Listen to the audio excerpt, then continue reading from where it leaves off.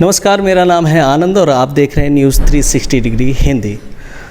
जैसे जैसे चुनाव नज़दीक आ रहा है, चुनाव की तैयारियां ज़ोरों पे बढ़ती जा रही है और जितने भी उम्मीदवार हैं अपना भाग्य आजमाने के लिए चुनावी तैयारियों के साथ साथ चुनाव के मैदान में उतरते जा रहे हैं।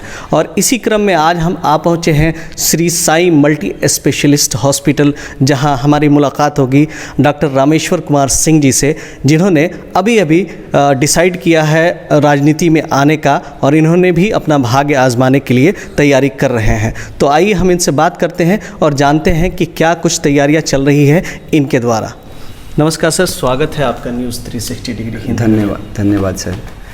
सबसे पहले तो मैं ये कहना चाहता हूँ कि मैं भाग्य आजमाने के लिए यहाँ नहीं आया हूँ। मैं यहाँ पे अगर आया हूँ और ये काम कर रहा हूँ तो इसलिए कि मैं अपनी बात कहने के लिए आया हूँ। हो सकता है कि मेरी बातें लोगों को पसंद आए, नहीं भी आ सकती हैं, ऐसा कोई ज़रूरी नहीं है कि सभी लोगों को मेरी बातें पसंद आई। मैं अपने दिल की बातें, जो मुझे लगता है, जो इतना दिनों से मैं सिवान में रहा, जो प्रेम मिला और जो मेरा अपना एक्सपीरियंस है, जो मेरा थॉट प्रोसेस है, उसको मैं शेयर करने के लिए इस प्लेटफॉर्म को यूज़ कर रहा हूँ, इस मंच को यूज़ कर रहा हूँ, इस राजनीतिक लोकतंत्र की इस प्रक्रिया को यूज़ कर रहा हूँ।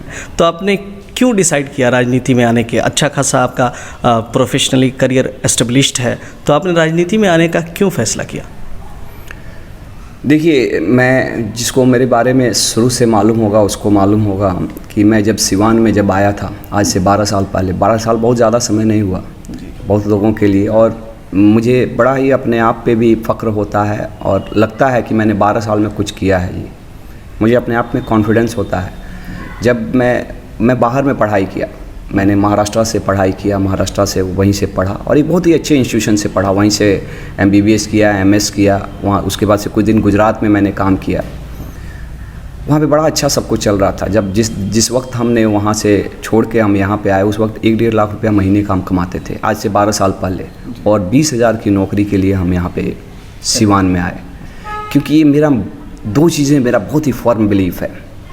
एक तो पहला चीज़ कि बिहार एक ऐसा जगह है, अगर बिहार ने मुझे पैदा किया है, कि अभी भी ये सिचुएशन है, उस वक्त भी था, कि बिहार में कोई गुजराती, कोई मराठी आके काम नहीं करेगा।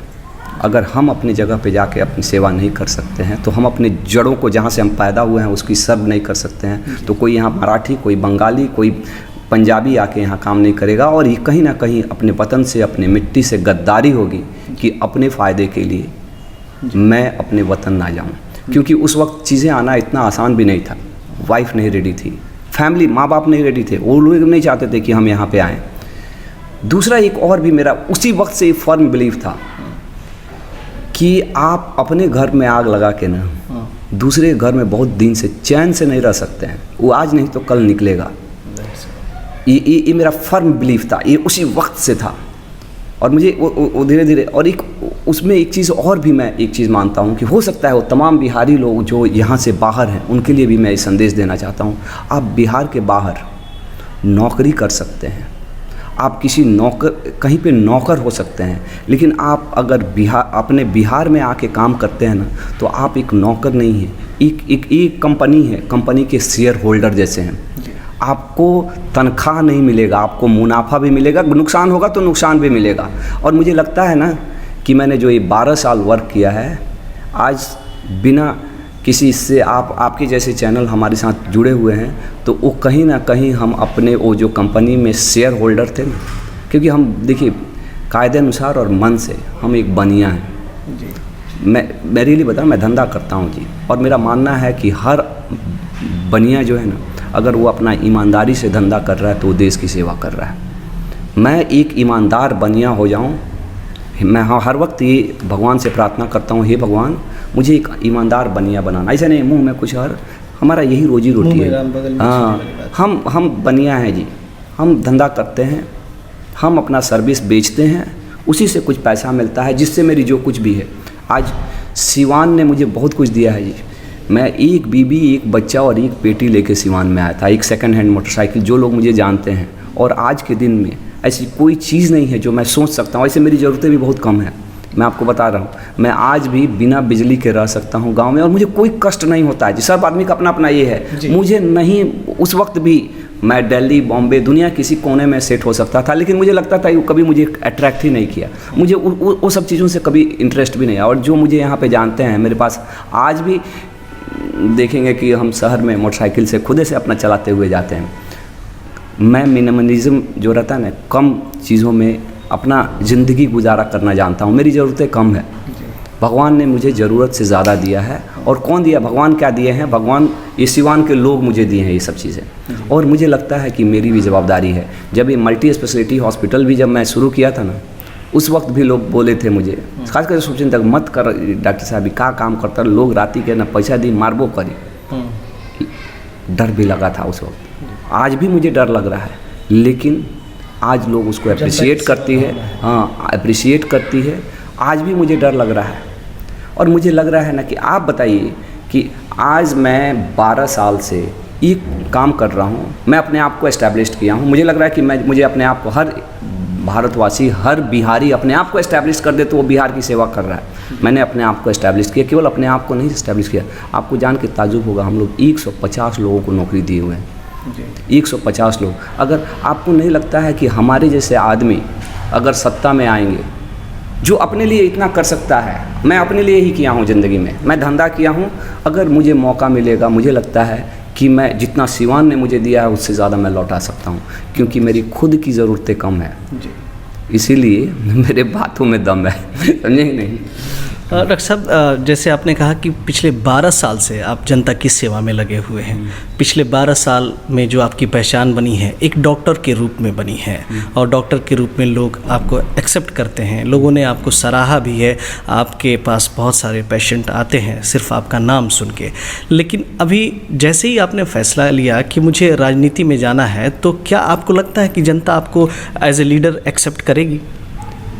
अब ये तो मैं भी एक तरह से देखा जाए ना, मैं भी एक प्रयोग कर रहा हूँ। ऐसा नहीं है कि मैं यहाँ पे अपना कैरियर तलाश कर रहा हूँ, मैं एक प्रयोग कर रहा हूँ कि क्या ऐसा पॉसिबल है क्या। लेकिन एक चीज़ मैं आपको बताता हूँ कि मैं तो डॉक्टर ज़रूर हूँ, लेकिन मैंने हमेशा समाज सेवा किया है। और मुझे लगता है कि डॉक्टर से पहले भी मैं समाज सेवी हूँ, समाज सेवी था, हूँ और रहूँगा। और मैंने उस समाज सेवा करने का तरीका बदला है, मैंने अपने काम करने का तरीका बदला है, मैंने अपना तेवर नहीं बदला है, मैं वही हूँ। और मुझे लगता है कि अभी तो जनता और जनता जनार्दन की इच्छा है कि वो मुझे क्या, लेकिन मैं अपनी बात कहने के लिए आया हूँ। अभी तो वक्त बताएगा कि क्या होगा, ये अभी मैं भी नहीं बता सकता हूँ, कोई ये समय बताएगा। लेकिन खेलूँगा अच्छा, जैसे मैंने अपने कैरियर में खेला है, जैसा हमने काम किया है, जिस तरह से, क्योंकि मैं एग्रेसिव, हमेशा एग्रेसिव रहा हूँ। कभी भी जो चीज़ काम किया है बड़ा शिद्दत से किया है, मन से किया है।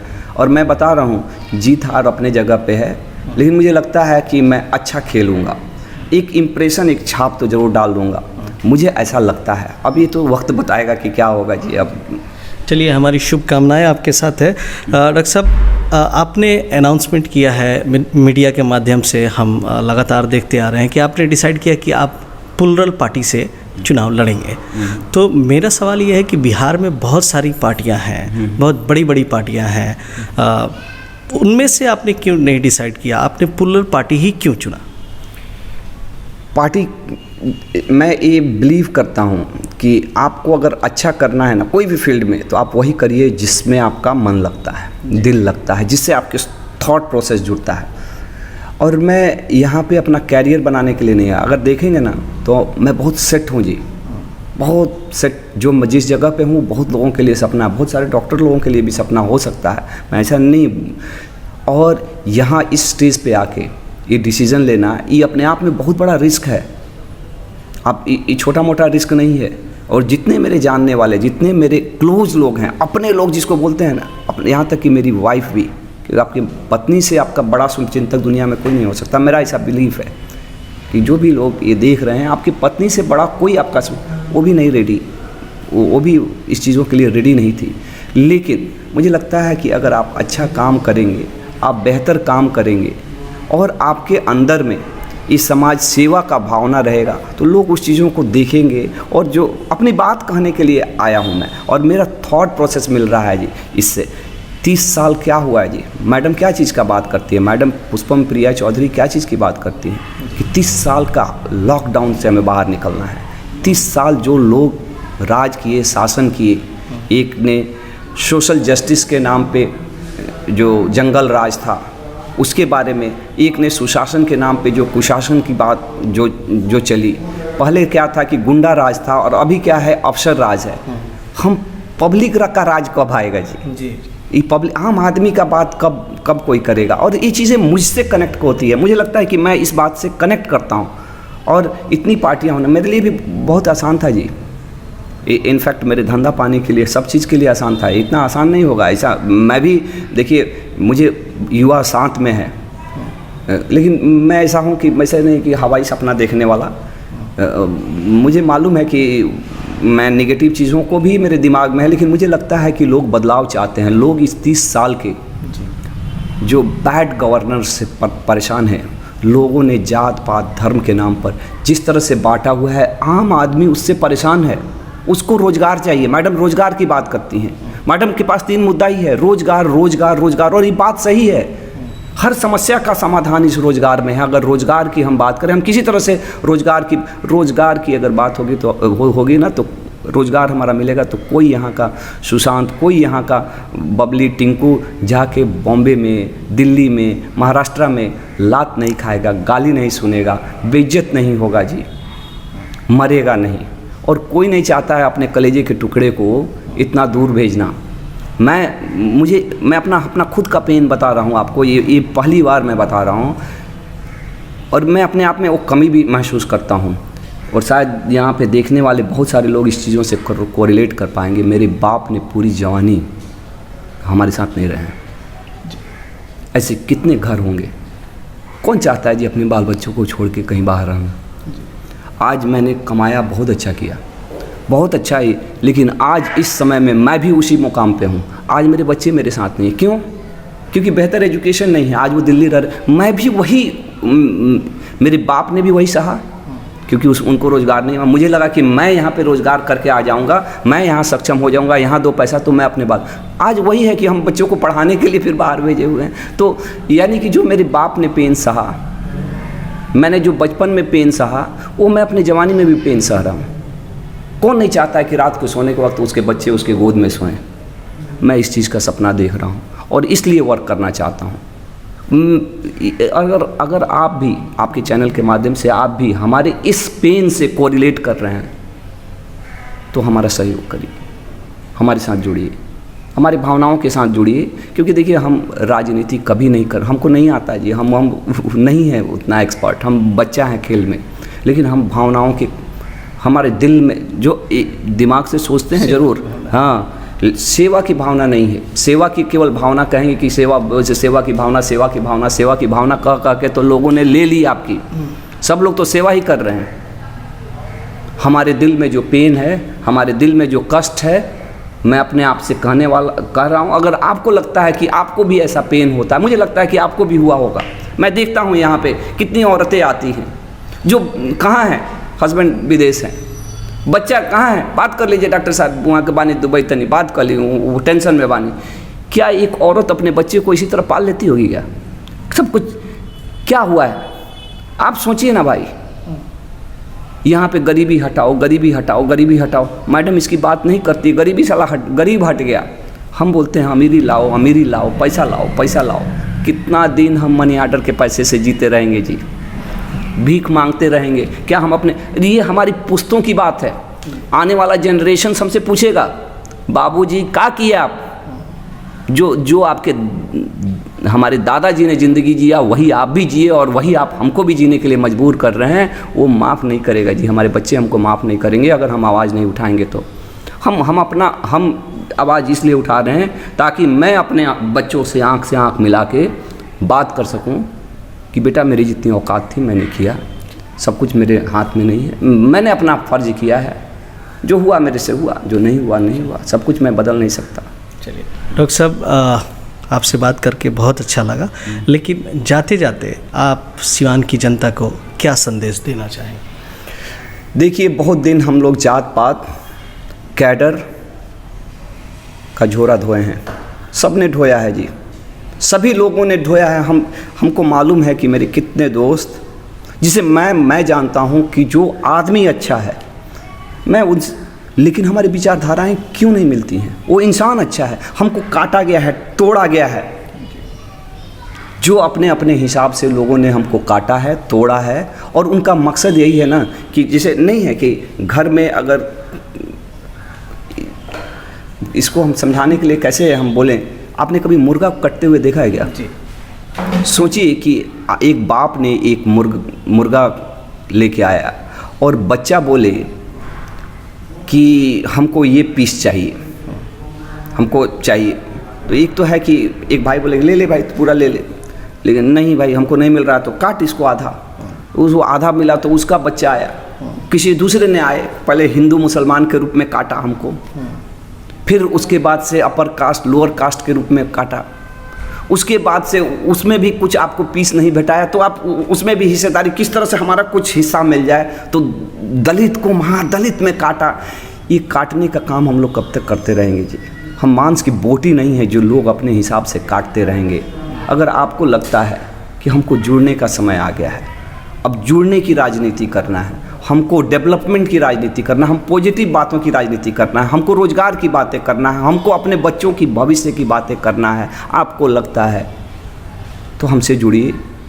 और बस एक चीज़ का ध्यान दीजिएगा, जिसका भी झोरा ढो रहे हैं धोते रहिए, क्योंकि वो झोरा ढोने वाले ने बहुत लूटा है जी। आपको भी लूटा है, समाज को भी लूटा है, देश प्रदेश को भी लूटा है। उनको आप लूटिए, लेकिन बटन दबाने के पहले अपने बच्चों का आंख याद रखिएगा और पूछिएगा कि किसी दिन वो आपसे आके सवाल पूछेगा कि बाबूजी आपने क्या किया। मैं उन सभी कैडर से पूछना चाहता हूँ, मेरे पास कैडर नहीं है, मैं उन सारे कैडर से पूछना चाहता हूँ कि आप अपने दिल पे हाथ रख के एक बार बोलिए कि आज के दिन में आपके बेटे का कहीं एक्सीडेंट हो जाए तो क्या आपकी सिस्टम ने, आपकी व्यवस्था ने 30 साल में एक ऐसी हॉस्पिटल बनाया है जहाँ आप अपने बच्चे को पूरा कॉन्फिडेंस के साथ में ले जाके वहाँ पे इलाज करा सकते हैं। अगर कराया है तो आप मुझे वोट नहीं दीजिएगा, मेरा सपोर्ट नहीं करिए। अगर नहीं कराया है तो अपने बच्चे का आंख याद रखिएगा, वो एक दिन आपसे ज़रूर पूछेगा। ये पूछेगा कि बाबूजी आप किए क्या। और आप दुनिया में हर आदमी से लड़ सकते हैं, आप अपने बच्चे से नहीं लड़ सकते हैं। और उस दिन शायद आपको लगेगा कि हम सब कुछ करके भी हमको, हमारे पास कुछ भी नहीं है।